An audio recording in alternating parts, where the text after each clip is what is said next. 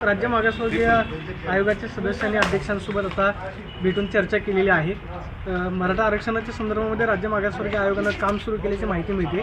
काय नेमकं निवेदन दिलं आणि तुमची काय नेमकी चर्चा झाली? एक 15 दिवसाच्या अगोदर राज्य मागासवर्गीय आयोगाला मी पत्र दिलं होतं. मी त्यांना विनंती केली होती की आम्हाला भेटायला संधी द्या आणि त्याप्रमाणे त्यांनी आज त्यांची पुण्यात मीटिंग असल्यामुळं त्यांनी मला निमंत्रित केलं आणि म्हणून अशा मीटिंगला मी इथं आलो होतो. एकंदरीत महाराष्ट्रात जी सामाजिक परिस्थिती निर्माण झालेली आहे, या गरीब मराठा समाजातल्या लोकांना जो त्यांचा अन्याय होत आहे, हे सगळे विषय मांडण्यासाठी आज आम्ही त्यांना भेटलो.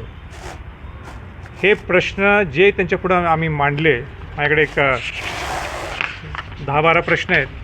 हे माझे प्रश्न नाही आहेत, हे प्रश्न समाजाचे प्रश्न आहेत. शेवटच्या घटकापर्यंत जी काही चर्चा चालू आहे महाराष्ट्रात, मराठा समाजाला आरक्षण कशा पद्धतीने मिळू शकते, सर्वोच्च न्यायालयाचं रुलिंग कशा पद्धतीने लागू होऊ शकते,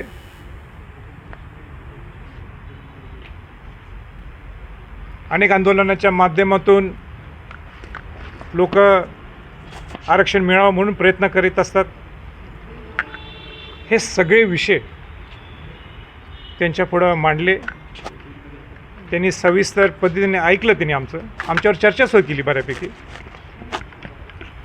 पण शेवटी मागासवर्गीय आयोग एक स्वतंत्र डिपार्टमेंट आहे, स्वतंत्र आयोग आहे. त्यांच्यामुळे त्यांच्यावर कोणाचं बंधन नाही आहे. जसं आज ते आम्हाला भेटले, उद्या अनेक लोकांना भेटू शकतात. त्यांनी सगळ्या आमच्या बाजू समजून घेतल्या. कुठल्या प्रश्नाची त्यांनी काही उत्तरं दिली नाहीत, पण ह्या प्रश्नाचं निश्चितपणाने विचार केला जाईल, जेणेकरून महाराष्ट्रात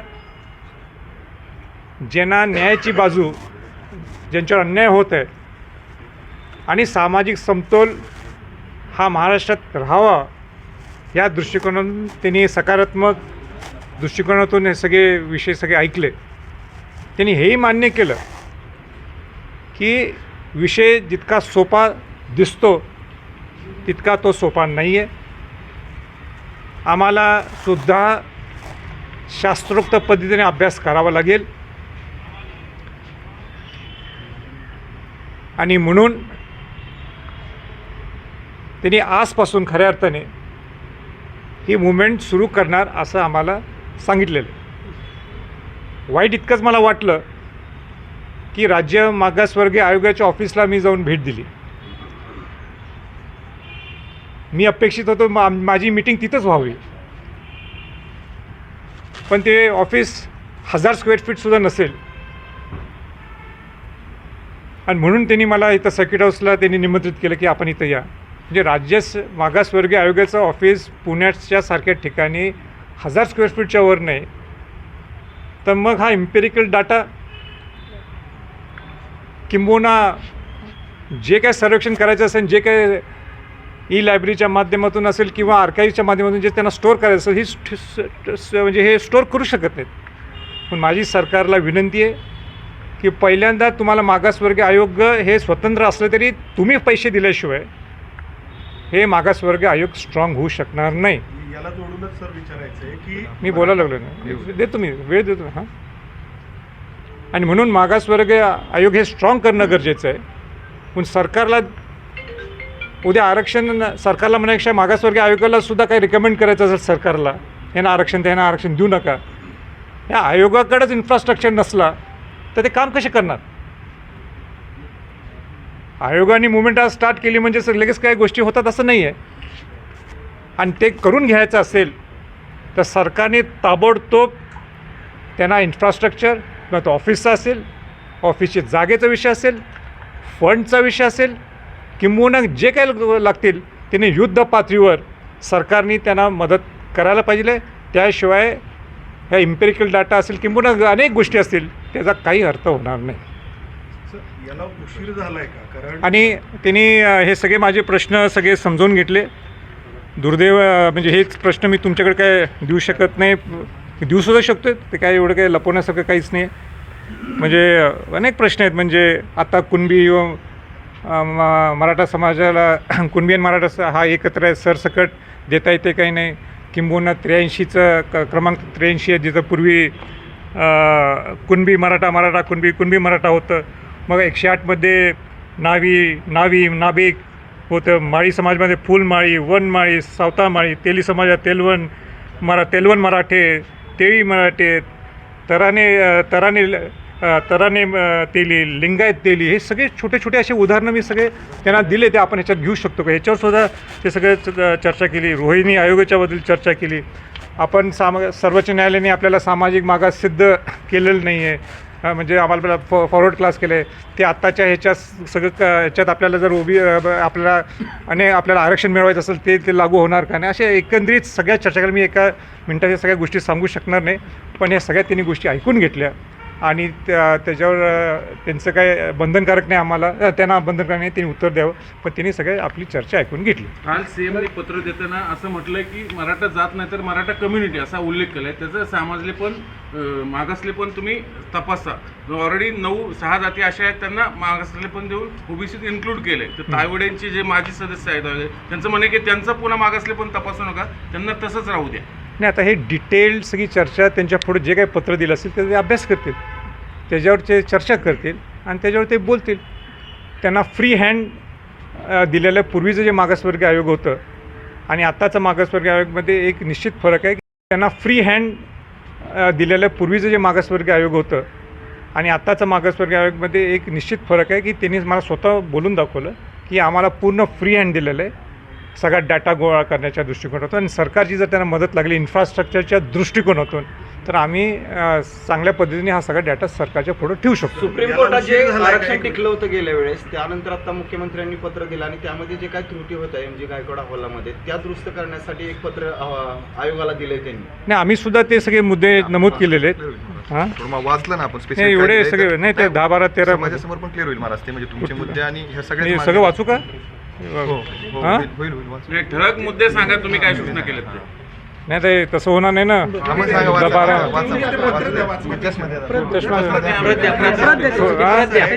नाही प्रत होणार नाही. मी थोडक्यात सांगतो ना, 1 मिनिटात ते द्या ना माझ्या चष्मा 1-2 हायलाइट्स जे असतील ते सांगा. हो ठीक. एक तर तो कुणबी व मराठा कुणबी हां हे एकच आहेत आणि सरसकट देता येते का हा प्रश्न आम्ही त्यांना पुढं मांडला. दुसरा 83 क्रमांकमध्ये कुणबीचे तत्सम व पोटजात म्हणून जसं पूर्वी घातले होते, म्हणजे मराठा कुणबी मराठा कॉमा करून तुम्ही मराठ्यांना देऊ शकता का? जसं उदाहरण ते पूर्वी नाभिक ह्यांना दिलं होतं, किंवा माळी समाजामध्ये फुलमाळी, वनमाळी, सावतामाळी दिलं होतं. असे हे सगळे महत्त्वाचे जे पॅरल गोष्टी आहेत, सिमिलर गोष्टी आहेत, हे मग इथं तुम्ही ॲड करू शकता. हा प्रश्न मी त्यांना सांगितला. मग मराठा समाज मागास सिद्ध करण्यासाठी गायकवाड आयोगाने जे पुरावे दिले होते ते याचे आपण कारणे ते तपासलेत का? ते कारणे कोणती? असं जे आपलं सुप्रीम कोर्टनी आपलं आरक्षण उडवलं होतं, आपल्याला सामाजिक मागास सिद्ध नाही असं त्यांनी दाखवलं. त्याच्यात तुम्ही अभ्यास केला का? क्युरेटिव्ह पिटिशनसाठी तुमची तयारी आहे का? क्युरेटिव्ह पिटिशनसाठी तुम्ही पुढं कसं जाऊ शकता? त्याच्याबद्दल आम्ही ते सगळे प्रश्न मांडले त्यांच्या पुढं. मग ते पूर्वीचे सगळे भाषांतर झालं नव्हतं, अनेक त्रुटी आहेत. त्या त्रुटी तुम्ही सरकारच्या माध्यमातून करून घेणार आहे का तुम्ही करणार आहात का? म्हणजे ते 1000 मुद्देपैकी अनेक मुद्दा त्यांना मांडले की मी स्वतः 105व्या घटना दुरुस्तीत मी बोललो होतो की अपवादात्मक परिस्थिती, एक्स्ट्रॉर्डिनरी सिच्युएशन, असामान्य परिस्थिती. इथं तर इंदिरा साहनी म्हणते की तुम्ही 50%च्या वर तुम्हाला जाता येत नाही, मग राज्याला अधिकार दिलेत म्हणतात. मग त्या अधिकारला काही अर्थ राहत नाही ना. मग त्या एक्स्ट्रॉर्डिनरी सिच्युएशन निर्माण करायची असेल तर इंदिरा साहनी हे झाली काय ती 96मध्ये काय 95मध्ये काही निकाल लागला, तो आज काय लागू होऊ शकतो का? आज परिस्थिती बदलली आहे. महाराष्ट्रात तशी काही परिस्थिती राहिली नाही. जसं ते दूरवरण दुर्गम म्हणतात किंवा फार फ्लंग अँड रिमोट म्हणतात, तसं राहिलं नाही आहे. मग त्यावेळीचा पॉईंट इंदिरा साहनीचा आज कसा लागू होणार? तर आणि तुम्हाला जर 50%च्या आतसुद्धा द्यायचं असेल, जसं मी मगाशी म्हटलं ते 83 क्रमांक हे घेतलं, ते तुम्ही कसं देऊ शकता का? ह्याच्यावर सगळे एकंदरीत हे सगळे समाजाचे, हे माझे प्रश्न नाहीत, हे सगळे समाजाचे प्रश्न मी तिथं मांडायचा प्रयत्न केला आहे. किंबहुना आता क्युरेटिव्ह पिटिशन ज्यावेळी पुढे येणार तिथं म्हणजे 50 तिथं आपण ज्यावेळी मांडणी केली की आम्हाला प्रोपोर्शनेट टू पॉप्युलेशन हे 100%च्या दृष्टिकोनातून घ्यायला पाहिजे. पण सर्वोच्च न्यायालयाने काय केलं, हे 48% धरलं आणि ते उडलं. तर ह्याची मांडणी आता तुम्ही व्यवस्थित करणार आहे का? किंबहुना क्युरेटिव्ह पिटिशन जर टिकलं नाही तर पुढं काय तर तुम्हाला परत एकदा सामाजिक मागास सिद्ध करावा लागेल का? तर त्याच्यावरसुद्धा ती अशी सगळे असे प्रश्न मांडलेत. हे भोसले समितीचे काही त्रुटी असतील ते तुम्ही इन्क्लूड करू शकता. हे सगळे एकूण एक हे माझे प्रश्न आहेत. परत एक वेळोवेळी मी का सांगायला लागलेले, जे समाजाचे सगळे प्रश्न आहेत हे सगळे त्यांच्या पुढं मांडलेले आहेत आणि त्यांनी सगळ्यांनी चांगल्या पद्धतीने ऐकून घेतलं. सर्वोच्च न्यायालयामध्ये आरक्षण रद्द झाल्यानंतर मधला जो काळ आहे जवळपास 2-2.5 वर्षांचा, तर या कालावधीमध्ये राज्य मागासवर्गीय आयोगाला जी यंत्रणा द्यायला हवी, जो निधी द्यायला हवा होता, त्यांच्याकडून डेटा गोळा व्हायला हवा, तर हे काहीच केलं गेलं नाही. कारण सरकारकडून त्यांना अपेक्षित ती यंत्रणा अपेक्षित तो निधी दिला गेला. तुमचा मुद्दा एकदम आता आंदोलन इतकं तीव्र झालेलं असताना ही बैठक घेण्याची सूचना मुख्यमंत्री करतात. तुम्हाला वाटतं की ऐनवेळी काही होऊ शकेल? तुमचा मुद्दा एकदम रास्त आहे. त्यांचं म्हणणंसुद्धा तेच आहे की मुख्यमंत्र्यांना आम्हाला पत्र आलं आहे म्हणून आमची मुवमेंट सुरू करतो आहे.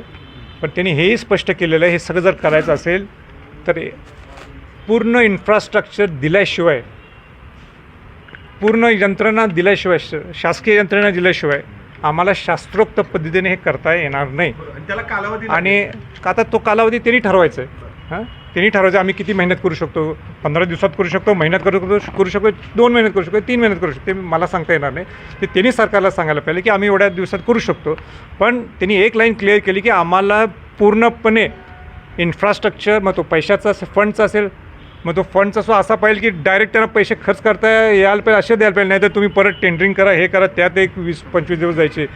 तसं जसं रायगडला मला त्रास होतो. तर तसं काही होऊ नये. तर फ्री हँड त्यांना द्यावं. जसं फ्री हँड त्यांना आता दिलेलं आहे, पूर्वीच्या आयोगापेक्षाही जास्त त्यांना फ्री हँड आहे. पण या सगळ्या गोष्टीचं फ्री हँड त्यांना द्यायला पाहिजे. इन्फ्रास्ट्रक्चर परत मी वेळोवेळी म्हणायला लागलो, इन्फ्रास्ट्रक्चर तुम्ही त्यांना दिल्याशिवाय काही ह्यातनं मार्ग लागत नाही. राजेश, एक एकूण प्रोसेस ही खूप वेळ खाऊ आहे असं साधारणपणे लक्षात येतं. म्हणजे आता आयोगाचं कामकाज, क्युरेटिव्ह पिटिशन, त्यानंतर राज्य सरकारनं घ्यायची भूमिका, त्या सगळ्या गोष्टी आहेत. अशा सगळ्या परिस्थितीमध्ये जरांगे पाटलांनी पुन्हा जो अल्टिमेटम दिला 22 डिसेंबरचा, एका बाजूला 24 डिसेंबरचा, कसा कंप्लीट करणार? खरोखर नाही, आता जरांगे पाटील आणि ते सरकार ते त्यांच्याशी बोलत असतील, मनोज बोलत असेल त्यांच्याशी, निश्चितपणे काही ती चर्चा चालू असेल असं मला वाटते. पण मला जितकं माहीत आहे, जे मी मागासवर्गीय आयोगाला आता भेटलो, अध्यक्षांना भेटलो, त्यांच्या समितीच्या सगळ्या सदस्यांना भेटलो, त्यांचं एकच मागणी आहे, आम्हाला जर रिझल्ट ओरिएंटेड दृष्टिकोन काम करायचं असेल तर आम्हाला इन्फ्रास्ट्रक्चर द्या, त्याला वेळ लागेल, इन्फ्रास्ट्रक्चर द्या, एवढंच त्यांनी सांगितलेलं आहे. यांनी जो प्रश्न आता तो वेळ लागेल आणि हे मी सांगू शकणार नाही ना. हां, 24 हे डिसेंबरची जी नाही deadline आहे, नाही ते आता ते त्याच्या आतमध्ये मग आयोगाची ते काही मनोज जरांगे पाटलांची मागणी आहे. मनोज जरांगे पाटील आणि सरकार काहीतरी चर्चा करत असणार आहे. सरकारच्या वतीने सुद्धा लोक त्यांच्याशी बोलत असतील आणि आमचं एवढंच इच्छा आहे की ह्या गरीब मराठ्यांना न्याय मिळाला पाहिजे. सर, तुम्ही केलेल्या चर्चेनंतर तुम्हाला असं वाटतंय का की 24 तारखेपर्यंत हा आयोग काहीतरी अशी माहिती देऊ शकेल सरकारला की जेणेकरून आता मार्ग काहीतरी काढावा लागेल ना. पण दुसऱ्या बाजूला जरांगेच्या डेडलाईनचं काय? ते नेहमी अल्टिमेटम देतात, याच्यावर टीका कर, त्याच्यावर टीका आता कर, हे बघा, उठसूट सगळं समाजात तेढ निर्माण होते. मनोज जरांगे पाटील आणि सरकार हे बोलायला लागलेलं आहे. संभाजी शाहू छत्रपतींची भूमिका ही राहील की मी शिवाजी महाराजांचा आणि शाहू महाराजांचा वंशज असल्यामुळं की सामाजिक समतोल हा राहायला पाहिजे. मराठा ओबीसी हे सुखाने नांदायला पाहिजेत. त्यांच्यात भांडणं होण्यात शेवटी संध्याकाळी हे एकत्र हेच सगळे बसणार, सगळे समाजाचे लोक एकत्र बसणार. त्यावेळी माझं तुझं करण्यापेक्षा सगळ्यांना न्याय तिथं मिळायला पाहिजे. आणि ह्या गरीब मराठ्यांच्यावर सुद्धा जो अन्याय झालेला आहे तीसुद्धा बाजू समजून घ्यायला पाहिजे. आणि त्याच्यासाठी मला आजही वाटते की मागासवर्गीय आयोगाची जबाबदारी फार महत्त्वाची आहे आणि ती त्यांना जबाबदारी पार पाडायची असेल तर शासनाने तशी यंत्रणा द्यायला पाहिजे. नुसतं मागासवर्गीय आयोगाला राईट्स दिले, मागासवर्गीय आयोगाला फ्री हँड दिला एवढं म्हणून चालणार नाही. तर तुम्हाला ती कम्पॅरेटिव्ह स्टडी असेल, पूर्ण फॅक्च्युअल स्टडी असेल, हे जर करायचं असेल त्यांना पूर्ण अधिकार द्यावेत असं माझं मत आहे. हे झालं, हे मान्य आहे, पण मुद्दा असा आहे मराठ्यांचं सामाजिक मागासले पण सिद्ध कसं करणार, काही प्लॅन ऑफ ॲक्शन आहे का हे नाही, माझ्याकडे नाही आहे. त्याच्यासाठी त्यांना आपण वेळ द्यावा लागेल. कारण 4 वेळा फेटाळलं गेले ते. नाही 4 वेळा फेटाळलं असेल, 4 वेळा फेटाळलं असेल तरी सर्वोच्च न्यायालयाने स्पष्ट सांगितलेलं आहे, जरी आम्ही तुम्हाला तुमचं बघा मी काय म्हणतोय, जरी तुम्हाला आम्ही सामाजिक मागास म्हणून तुम्ही सिद्ध करत नसाल, तुम्ही फॉरवर्ड क्लास असेल, तरीही तुम्ही मागासवर्गीय आयोगाकडे परत जाऊ शकता सामाजिक मागास सिद्ध होण्यासाठी. हे माझं रुलिंग नाही, हे सुप्रीम कोर्टचं रुलिंग आहे. म्हणून सुप्रीम कोर्टच्या रुलिंगप्रमाणे तुम्ही परत एकदा त्यांच्याकडे जाऊ शकता आणि तुम्ही सामाजिक मागास सिद्ध होण्यासाठी हा विंडो ओपन आहे. मी सगळ्यांशी बोलतो. सर, भुजबळांच्या विरोधामध्ये आज दिवसभर आपली संघटना आंदोलन करतात. नाशिकमध्येही मगाशी आंदोलन झालं. आपण एकीकडे समतोल राखण्याचा प्रयत्न करताना आपली संघटना आंदोलन करते. मला एक सांगा, जरी आम्ही तुम्हाला तुमचं बघा मी काय म्हणतोय, जरी तुम्हाला आम्ही सामाजिक मागास म्हणून तुम्ही सिद्ध करत नसाल, तुम्ही फॉरवर्ड क्लास असेल, तरीही तुम्ही मागासवर्गीय आयोगाकडे परत जाऊ शकता सामाजिक मागास सिद्ध होण्यासाठी. हे माझं रुलिंग नाही, हे सुप्रीम कोर्टचं रुलिंग आहे. म्हणून सुप्रीम कोर्टच्या रुलिंगप्रमाणे तुम्ही परत एकदा त्यांच्याकडे जाऊ शकता आणि तुम्ही सामाजिक मागास सिद्ध होण्यासाठी हा विंडो ओपन आहे. मी सगळ्यांशी बोलतो. सर, भुजबळांच्या विरोधामध्ये आज दिवसभर आपली संघटना आंदोलन करतात. नाशिकमध्येही मगाशी आंदोलन झालं.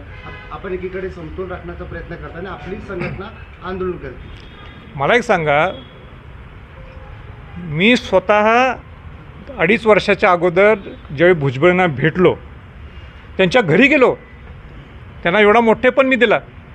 त्यांचं अभ्यासू व्यक्तिमत्व पाहून मी त्यांना म्हटलं, हे शाहू महाराजांचे विचाराचे वारसदार आहेत. पण काल त्यांचं जर तुम्ही भाषा पाहिली असेल, एक सरकारमधलं तुम्ही एक मंत्री आहात, अनुभवी आहात, आणि तुम्ही जी खालच्या थरातली भाषा जी वापरली, समाजात तेढ निर्माण करण्याची भाषा वापरली. म्हणून मी म्हटलं की मला पश्चाताप झालं आहे की हे मी त्यांना कसं म्हटलं की तुम्ही शाहू महाराजांचे विचाराचे वारसदार आहात. मी चुकल्यासारखं मला आज वाटायला लागलेलं आहे. म्हणजे इकडं म्हणायचं की इकडं भासवायचं की तुम्ही शाहू फुले आंबेडकरांच्या विचाराचे वारसदार आहात. हा विचार आहे. 2 जातीत तेढ निर्माण करायचा हा विचार घेऊन तुम्ही चाललं आहे. समता परिषद म्हणतात. समताचा अर्थ काय? ही केस सगळ्या जातीतल्या लोकांना एकत्र ठेवूनच ही समता आहे. सगळ्या समाजाला न्याय देणार. आणि म्हणून न्याय जरांगेंना देणार का? हाच सल्ला तुम्ही भुजबळांना देता, तसंच जरांगेंनाही मला कुठेही दोन्ही बाजू बरोबर आहे ना, मला कुठंही दिसलं नाही की जरांगे असं कुठं बोललेले आहेत. जरांगे उलट नेहमी बोलताना की दिसते की शांतपणाने आंदोलन करायचं, ओबीसी आणि मराठा हा एकत्रच आहे असंच त्यांनी नेहमी संभाषण केलेलं आहे. माझ्यापर्यंत हेच आहे आणि तुमच्यापर्यंत सुद्धा तेच आहे. काय म्हटलं? घरं जायला गेल्यानंतर नाही, घरं जे जाळलेले आहेत, माझं परत स्पष्ट मत आहे की घरं जाळणं ह्याला मी केव्हा सपोर्ट करत नाही. मी केव्हाही सपोर्ट करत नाही. पण ज्यांनी कोणी केलेले आहेत, ज्यांनी कोणी जाळलेले आहेत, तुमच्याकडे प्रूफ आहेत, त्यांच्याकडे कडक कारवाई व्हायला पाहिजे. म्हणजे एका समाजाने दुसऱ्या समाजाचे जाळलेत मी असं म्हणणार सुद्धा नाही. कारण का ज्या पद्धतीने 58 मोर्चे निघाले मराठा समाजाचे, ते इतके शांतताप्रिय निघाले, तर मराठा समाजातला माणूस दुसऱ्याचं घर जाळल हे मला पटत नाही. ह्याच्या मागं काहीतरी षडयंत्र आहे आणि त्याच्यात सरकारने तुमच्याकडं खातं आहे, गृह खातं आहे, तुमच्याकडं यंत्रणा आहे, तुम्ही लावा. जर काय त्याच्यात कोण दोषी असेल त्याच्यात कारवाई होणं गरजेचं. मुख्यमंत्र्यांनी त्यांना समज द्यावा अशी मागणी जरांगेंनी केलेली आहे. काय म्हणले? भुजबळ दंगली घडवण्याचा प्रयत्न करतायत असं बोलून, त्यामुळं मुख्यमंत्र्यांनी उपमुख्यमंत्र्यांनी त्यांना समज द्यावा अशी मागणी केली जरांगे पाटील. नाही, कालचं जर भाषण तुम्ही पाहिलं ना, त्यांनी सगळ्या लिमिट सोडलेले आहेत. म्हणजे एका दुसऱ्याने कोणी जर बोललं असतं तर मी मान्य केलं असतं. पण त्यांच्यासारखं अभ्यासू व्यक्तिमत्व, शाहू फुले आंबेडकरच्या विचारांनी चालणारं व्यक्तिमत्व, इतक्या खालच्या लेवलला जायचं त्यांनी, जाती तेढ निर्माण करायचा. माझ्या पुढं येऊन देत ना, मी विचारतो त्याला. मी हाच संभाजी छत्रपती शाहू महाराजांचा वंशज, शिवाजी महाराजांचा वंशज म्हणलं 2.5 वर्षाच्या अगोदर म्हटलं होतं त्यांच्या घरी जाऊन की हा विचाराचा वारसदार आहे. ह्याला विचारायचं वाटतं तर मी म्हणायचंच मी कौतुक केलं होतं ना 2.5 वर्ष अगोदर. पण आज काय कौतुक करायचं त्यांचं भाषण. मी कोणाचं भाषण एक तर एवढं ऐकत नाही. काल मी पूर्ण भाषण त्यांचं ऐकलं. मला स्वतःलाच माझ्या स्वतःलाच मला पश्चाताप झाला. राजे, ओबीसीच्या आरक्षणाला किंवा कोट्याला धक्का न लागू देता मराठा आरक्षण खरोखर शक्य आहे का? प्रामुख्यानं त्यावरतीच हा आज सगळी चर्चा झालेली आहे. एकंदरीत सर्वेक्षणसुद्धा कसं करता येईल त्याची चर्चा झाली आहे. रोहिणी आयोगचा सुद्धा जो रिपोर्ट सेंट्रल गव्हर्नमेंटने केला आहे तोसुद्धा पब्लिश होणं गरजेचं आहे. केंद्रीय मागासवर्गीय आयोग आणि राज्य मागासवर्गीय आयोग एकत्र येऊन देशात आणि राज्यात हे तुम्ही समतोल ठेवू शकता ह्याच्याबद्दल सुद्धा तुम्ही लक्ष घालायला पाहिजे. हे सगळे मुद्दे त्यांच्यापुढे मांडलेत आणि ही सुप्रीम बॉडी आहे मागासवर्गीय आयोग. त्यांनी गाईडलाईन द्यावी असं माझं मत आहे. त्यांच्या गाईडलाईनशिवाय आपण पुढे जाऊ शकत नाही. मी आंदोलन करू शकतो आणि कोण आंदोलन करू शकतो. उद्या ओबीसीवाले आंदोलन करू शकतात. उद्या आणि SC STतले आंदोलन करू शकतात. पण ज्याला संविधानिक दर्जा दिलेला आहे ते म्हणजे मागासवर्गीय आयोग. या मागासवर्गीय आयोगाने एक गाईडलाईन निश्चितपणे द्यावी अशी मी त्यांच्या पुढे ही अपेक्षा काल व्यक्त केली. ओबीसी आयोगाचा मेळावा झाला, त्याला पंकजा मुंडे गेले नाही, त्यांना पक्षाने सांगितलं नाही असं त्यांचं म्हणणं आहे की त्या मेळाव्याला जावं. आता मी त्याच्यावर काय बोलणार. मी जर स्वराज्य पक्षाच्या माझ्या पदाधिकाऱ्यांनी मला विचारायची काही गरज नाही. तर मराठी मला विचारलं धनंजय जाधवनी किंवा पाटणेने किंवा विनोद साबळेंनी अंकुश कदमनी मला विचारलं की काय करायला पाहिजे. मी म्हणणार माझी काही गरज नाही. शेवटी तुम्ही जायला पाहिजे ना. इथे समाजाचा विषय इथं कुठला पार्टीचा विषय. जरांगेंच्या आंदोलनाविषयी मराठा कुणबी मराठा या नोंदी तपासणं जे सुरू आहे सरकारी यंत्रणेकडून, तर ह्या नोंदी तपासल्या गेल्यानंतर राज्यभरातले एक आकडा आहे 29,01,000 अशा साधारणपणे नोंदी सापडल्यात आणि विभागनिहाय त्यांची म्हणजे संख्या कमी जास्त आहे. म्हणजे विदर्भामध्ये ते जास्त सापडल्यात, आपल्या मराठवाड्यामध्ये कमी सापडल्यात. तर हे असं जे आहे तर मग हे कसं होणार. म्हणजे ह्याच्यातून एक वेगवेगळी आकडेवारी समोर येते. पण काही नोंदी त्यातल्या अशा आहेत की ज्या आधीपासूनच्या आहेत, जुन्या आहेत. काही नोंदी ज्या आहेत म्हणजे खास करून पश्चिम महाराष्ट्रातल्या या अलीकडच्या सापडत आहेत. तर मग ह्याच्यातून कसा मार्ग काढायचा. नाही, आता काहीतरी पॉलिसी ठरली असेल ना, काहीतरी लाईन ऑफ ॲक्शन ठरली असणार आहे. न्यायाधीश संदीप शिंदे साहेबसुद्धा त्याच्यावर काम करत आहेत. मला वाटतं मी आणि काहीतरी स्टेटमेंट त्याच्यावर करण्यापेक्षा राईटफुल सविस्तर पद्धतीने न्यायाधीश संदीप शिंदे जे आहेत ते संदीप शिंदे साहेबांची समिती जी आहे ते सरकारला सांगेल आणि सरकार एकीकडे मराठा आरक्षणाचा प्रश्न मुद्दा सुरू आहे तर दुसरीकडे भाजप मात्र लोकसभेची तयारी करते, +45 जागा मिळवण्यासाठी प्रयत्न करते. मराठा आरक्षणाबाबत मात्र त्यांना कुठलीही नाही. असं नाही ना. असं तुम्ही सगळ्यांना झिरो करू नका. सगळ्यांची महाराष्ट्रात सगळ्यांची जबाबदारी आहे की हा जो महाराष्ट्र पेटला आहे किंवा न्याय मिळवून सगळ्यांची भूमिका आहे तर सगळ्यांनी त्याच्यात लक्ष घालायला पाहिजे. जरांगे पाटलांच्या आंदोलनावर जी शंका उपस्थित केली जाते कसं आरक्षण देणार? दोनच प्रश्न आहेत, नाही, त्यांचा आणि आणि त्यांचा. नाही, जरांगे पाटलांच्या आंदोलनाविषयी शंका उपस्थित केली जाते. त्यांचा बोलवता त्यांनी कोणीतरी वेगळाच आहे, त्यांच्या पाठीशी कोण आहे, कोणी लवकरच समोर येईल वगैरे वगैरे. नाही, मला वाटतं की मी जेवढं जरांगे पाटलांना ओळखतो, ज्यावेळी तो लाठीचार्ज झाला मीच पहिलं होतो तिथं गेलो आणि त्याच्यापूर्वीसुद्धा मी 2-3दा मनोजला मी भेटायला गेलो होतो ज्यावेळी त्यांनी आमरण उपोषण केलं होतं तिथं. आणि तो प्रामाणिकपणाने करतो आणि प्रामाणिकपणाने करत असताना त्याच्यावर शंका असं घेणं आणि कोण त्याचा धनिया बिनिया हे मला काही हे शब्द काही कळत नाहीत. पण तो मनोज जरांगे प्रामाणिकपणाने करतो एवढं मी सांगू शकतो. नाही, त्यांचा हेतू प्रामाणिक आहे, मान्य आहे, पण द्यायचं कसं हा सगळ्यात महत्त्वाचा मुद्दा आहे. कायद्याच्या कसोटीत कसं बसवायचं हेच आपले पूर्वीचे शब्द आहेत. आता कसं बसवलं. नाही, माझं हेच म्हणणं आहे की कायद्याच्या चौकटीत राहूनच द्यावं लागेल आहे. कारण का पूर्वी 48 लोकांनी आत्महत्या केल्या तर परत ते वाढू नयेत हे मी या मताचं आहे. म्हणून जे काय सरकारला निर्णय घ्यायचा आहे ते न्यायिक बाजू बघूनच त्यांनी निर्णय घ्यावा असं मला वाटतं. राज्याला काय आव्हान कराल. सध्या परिस्थिती तणावाची आहे, दोन समाजामध्ये ओबीसी आणि मराठा.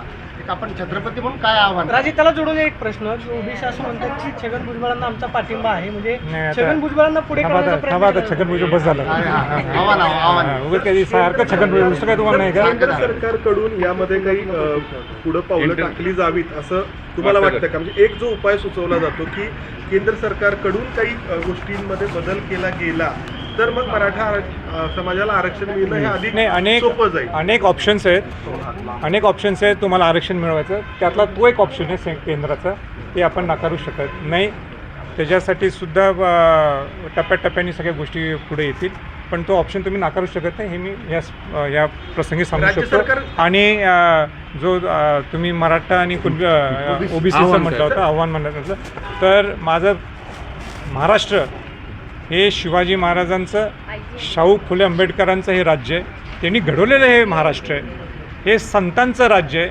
मग ते ज्ञानोबा महाराज असतील, तुकाराम महाराज असतील, नामदेवराव महाराज असतील, तुकडोजी महाराज असतील, ह्या सगळ्यांनी घडवलेलं हे महाराष्ट्र. आणि अशा महाराष्ट्रात जर जाती समतोल बिघडत असेल, जाती विषमता वाढत असेल, हे चुकीचं आहे.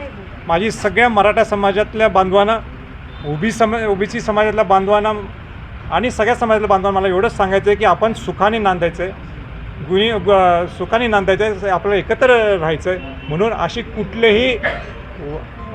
कुठलेही स्टेटमेंट्स असे करू नयेत जेणेकरून समाजात ते निर्माण होऊ शकतो. ज्यांचा हक्क आहे ते आपल्या न्यायिक बाजूने आपण मागायचा असतो.